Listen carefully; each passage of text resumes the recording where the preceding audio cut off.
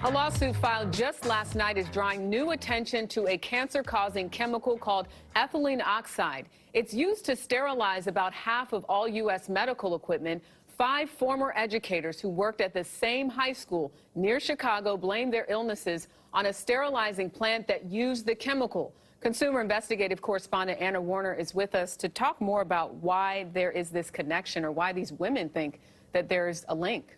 Right. Well, Jerika, that school is about 3/4 of a mile from the plant, and the women believe that plant gave them cancer. Your doctors have told you that they can't cure you. It is not curable. Margaret Erdmanis is talking about her terminal blood cancer. I'm going to see next Christmas. And you don't know, do you? I don't. Erdmanis is one of 5 women who all worked at Hinsdale South High School and all later developed cancer. Will you just give me a hand raise of who has breast cancer? Okay. And your cancer? Is Waldenstrom's form of lymphoma. The reason for their cancers? They say a nearby plant they never even knew was there.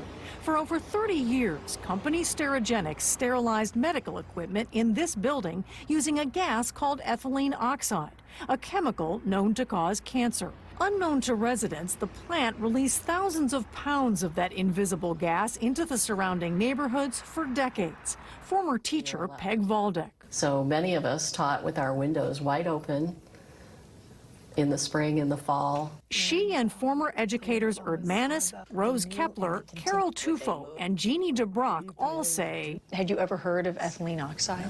No.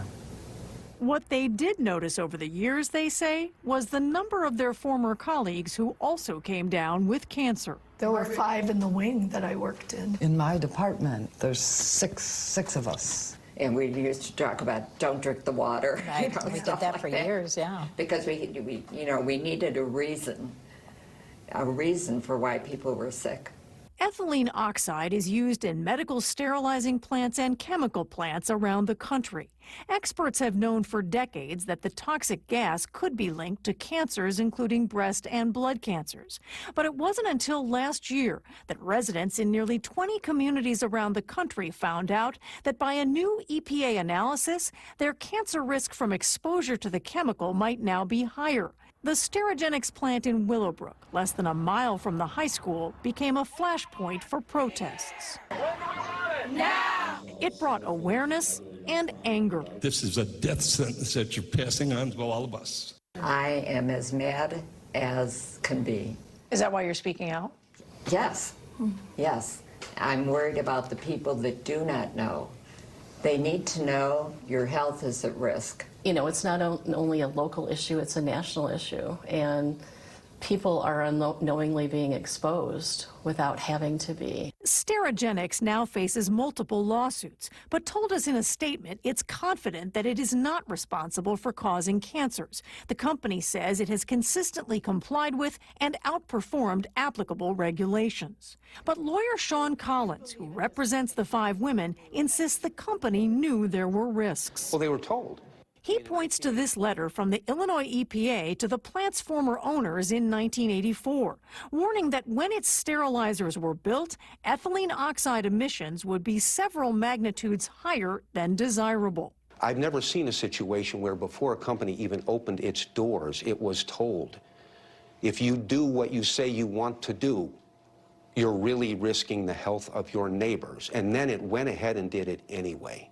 Is it possible in your mind that maybe they thought they were being protective as a company? No, not at all. No, You just got that right in front of you? Not at all. No. Sterigenics closed its Willowbrook plant in September, citing problems with a lease. But nationwide, more than 100 sterilizing plants still use ethylene oxide. There has to be another way to clean medical equipment rather than poisoning the rest of us in the United States or wherever they're doing it. Medical device manufacturers disagree with that idea. Their association, AdvaMed, told us that medical sterilization facilities need to remain open in order to avoid what they call a potentially catastrophic shortage of critical medical devices sterilized through this irreplaceable process. Both that group and the FDA say that if more sterilizing plants shut down right now, there'd be a shortage of some critical medical devices. Now, the EPA is working on a new emissions standard for the chemical for next year. Meanwhile, some of the other communities, possibly at higher risk, are now looking at this issue. So you have 100 sterilizing plants in this country. Are there alternatives? So there are alternatives, although that group, AdvaMed, maintains that those alternatives don't necessarily work for all medical devices. They say there are certain things you need this for, but I think the hunt is on for alternatives, and the FDA is also encouraging companies to develop alternatives. Really great reporting, Anna. Thank you very much.